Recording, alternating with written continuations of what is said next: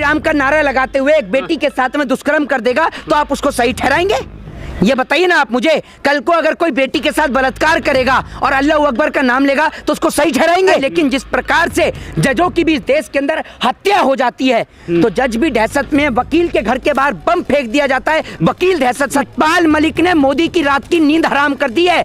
नमस्कार, आप देख रहे हैं लाइव टीवी इंडिया और मैं आपके साथ जुनैद अंसारी और बातचीत करेंगे। जब से जो है अतीक अहमद के जो है कुछ गुंडों ने जो है हत्या करी है तो लगातार अब सवाल उठ रहे हैं कि उत्तर प्रदेश में जो है जो कहते हैं कि गुंडा राज खत्म हो गया, राम राज आ गया। राम राज आया है, नहीं आया?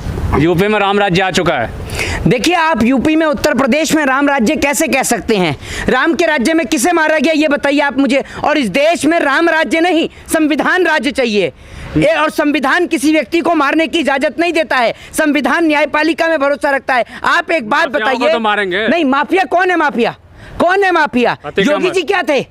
योगी जी क्या थे ये बताइए ना आप मुझे। योगी जी के ऊपर कई धाराओं में मुकदमा दर्ज था। देश के गृह मंत्री क्या थे? अगर पिछली सरकारों ने एनकाउंटर कराया होता तो ना ही आज मुख्यमंत्री जी मुख्यमंत्री बन पाते और ना ही गृह मंत्री जी गृह मंत्री बन पाते। अगर बंदूक का राज पहले होता तो भाजपा के बहुत सारे नेता और मंत्री और नेता आज नहीं होते। ये बात आप समझ लीजिए। उस वक्त संविधान का राज था, आज असंवैधानिक तौर पर देश में असंवैधानिक गतिविधियां चल रही हैं और सरकार जब जी में आता है उसको मरवा देती है। कभी किसी का एनकाउंटर करवा देती है, कभी किसी के घर पे बुलडोजर चलवा देती है। आपको लगता है? एक बात आप मुझे बताइए, एक लड़की को बीच चौराहे पर जालौन में गोली मार दी गई, आप कहते हैं गुंडा राज खत्म हो रहा है? आज उत्तर प्रदेश में बाबा जी कह रहे हैं ना कि गुंडे और माफिया भय में है। गुंडे और माफिया भय में नहीं है, उत्तर प्रदेश की जनता भय में है। आज उत्तर प्रदेश की जनता भय में है। और जनता इसलिए भय में है, जनता ये सोच रही है कि एक दिन पहले अतीक अहमद को गोली लगती है और उसके बाद उसके अगले दिन छात्र को बीच रोड पर गोली मार दी जाती है। इसका मतलब यह है उत्तर प्रदेश की आम जनता डरी हुई है और गुंडे और माफिया वापस से एक्टिव हो चुके हैं। क्योंकि अतीक अहमद के गोली लगने के अगले ही दिन जालौन में एक बेटी को, एक छात्र को गोली मार दी गई। उत्तर प्रदेश आज बहुत बुरी स्थिति से जूझ रहा है। मैं राष्ट्रपति से कहूंगा कि वहां पर तत्काल राष्ट्रपति शासन लगाए और मुख्यमंत्री योगी आदित्यनाथ और अजय सिंह बिष्ट का इस्तीफा ले। लोग जश्न मना रहे हैं, आप करो भय में। लोग जश्न क्यों मना रहे हैं? हाँ। किस बात का जश्न मना रहे हैं? संविधान की धज्जियां उड़ने का? ये बताइए ना आप मुझे, लोग किस बात का जश्न मना रहे हैं? को मिट्टी में मिला दिया इस बात को। कल अतीक अहमद के घर के बाहर बम गिरा गया, लोग इस बात का जश्न मना रहे हैं? एक वकील का काम क्या होता है? एक वकील का काम कोर्ट के सामने दलीलें पेश करना होता है अपने क्लाइंट का।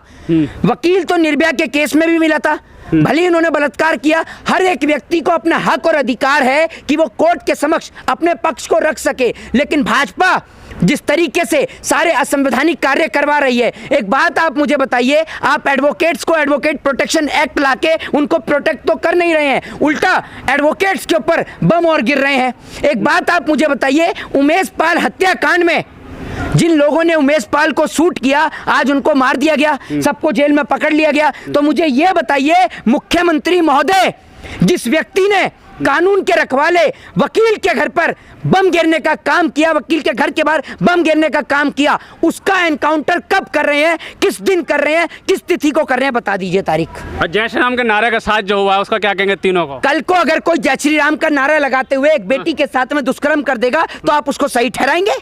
ये बताइए ना आप मुझे। कल को अगर कोई बेटी के साथ बलात्कार करेगा और अल्लाह अकबर का नाम लेगा तो उसको सही ठहराएंगे? बताइए ना आप मुझे। भाई साहब, आप राम का नाम लेकर या रहीम का नाम लेकर अगर कोई गलत काम करेंगे तो कोई आपका साथ नहीं देगा। ये देश संविधान से चलता है। या तो देश की सरकारें न्यायपालिका पर ताला लगा दें, कोर्ट को बंद कर दें, अदालतों पर ताले लगाकर कह दें कि इस देश के अंदर अदालत का कोई काम नहीं बचा। इस देश में डिक्टेटरशिप यानी तानाशाही कायम हो चुकी है। इस देश में लोकतंत्र नहीं बचा। फिर आप करते रहिए एनकाउंटर लोगों का। तो कह रहे हैं कि अब आगे खुले बिजनेस करिए यूपी में, कोई भी माफिया आपको फोन पे धमकाएगा नहीं। हाँ, बेटियों को सड़क पर निकलने पर गोली मार दी जा रही है, बेटियों की रातों रात इज्जत लूट ली जाती है, बेटियों के शव को जला दिया जाता है और किसी के घर पर बुलडोजर चला दिया जाता है। मैं पूछना चाहता हूं, वो तमाम लोग जो भाजपा से ही क्यों ना हो, वो मुझे बताएं कि कौन सी आईपीसी, कौन से सेक्शन, कौन से आर्टिकल के अंदर बुलडोजर का प्रावधान है? बताइए आप मुझे।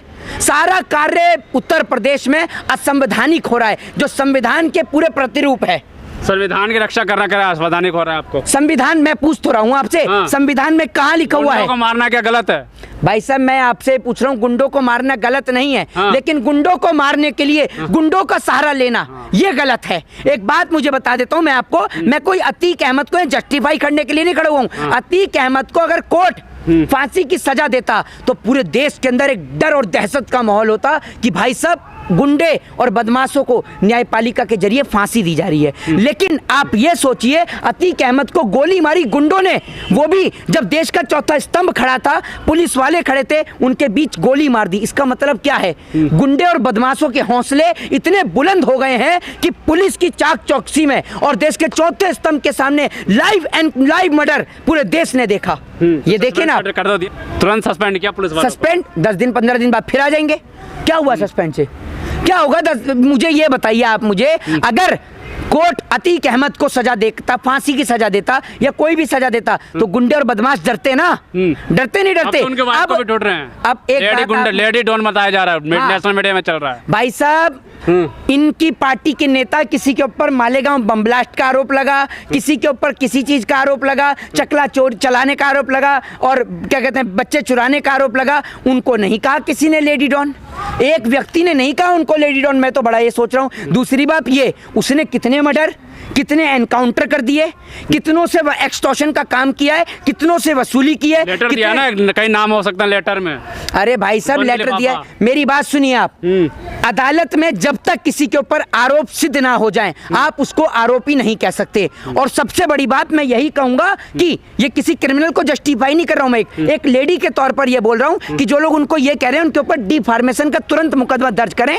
499 और 500 के तहत उनके ऊपर मुकदमा दर्ज करें और उनसे पूछें कि मेरे ऊपर कौन सा 302, 307 का मुकदमा चल रहा है, मेरे ऊपर बताएं मुझे कौन सा इनके ऊपर एक्सटॉर्शन का मुकदमा चल रहा है। भाई साहब फरारी का मुकदमा चल रहा है ना, डिबेट चल रही है नेशनल मीडिया पे इसी पे। नेशनल मीडिया का काम क्या है? नेशनल मीडिया सतपाल मलिक के भाषण पर बहस नहीं कर सकती। सतपाल मलिक के नाम से नेशनल मीडिया का, समझ रहे हैं आप, उनका गला सूख जाता है नेशनल मीडिया का। नेशनल मीडिया बात नहीं करती है सतपाल मलिक ने। सतपाल मलिक ने मोदी की रात की नींद हराम कर दी है। और मैं कहना चाहूंगा राष्ट्रपति से कि सतपाल मलिक को तुरंत सुरक्षा प्रदान करी जाए, क्योंकि सतपाल मलिक भाजपा की पूरी पोल खोल सकता है। क्या लगता है 25 तारीख को जो बंद लिफाफा पहुंचा है, योगी जी के पास भी पहुंचा और सुप्रीम कोर्ट के पास पहुंचा है, कहा जा रहा है उस बंद लिफाफे में जो है वकील ने, जो अतीक अहमद का वकील उन्होंने दिया बंद लिफाफे में, वो नाम है मास्टरमाइंड का नाम है। क्या लगता है खुलासा होगा 24 अप्रैल को? देखिए मैं आपको एक चीज बता देता हूं, इस देश के अंदर न्यायपालिका पे पूरा देश भरोसा करता है, लेकिन जिस प्रकार से